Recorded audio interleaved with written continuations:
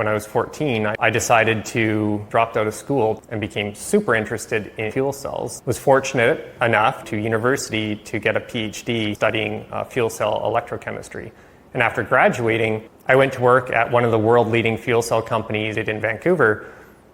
I knew very little coming from Canada about China. I had heard of Beijing and I had heard of Shenzhen and Shanghai. That's probably pretty much it. But then when I went to this fuel cell company, I heard the name Foshan. Yeah, and so Foshan became for me a very exciting city to visit because it was clearly like a major hub for the technology that I was so passionate about. Getting some opportunity to visit Foshan and potentially start a new business, my wife and I came to Foshan, and the very first day I was here, I was just blown away with how advanced that technology had become. There were fuel cell buses everywhere, more than I'd seen in my entire life. I do remember when we were driving to our hotel from the airport, seeing more fuel cell buses on that drive than I'd seen in my entire life in Canada. Shocked. It was just clear that if I want to pursue this fuel cell dream, this is the best city to be in the world. Let me introduce for you the Fuel Cell Triumph. This program from 2014 and have a dual 87 module. Per module, net output is 100 kilowatt. Right. Yeah. It's mind-blowing and super rewarding to see that this technology is finally really being commercialized here.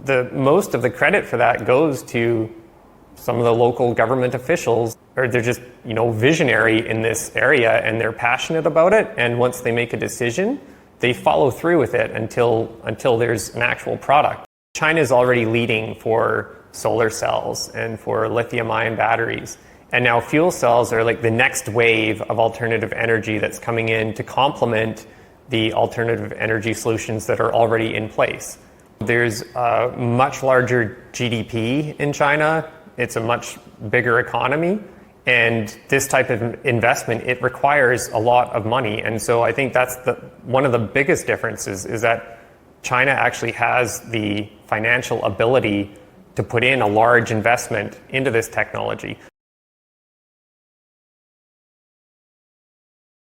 My son knows a little bit about what I do. He knows about fuel cells. And yeah, whenever he sees the blue fuel cell buses driving by in China, he always points and says, "Oh, daddy bus, daddy bus."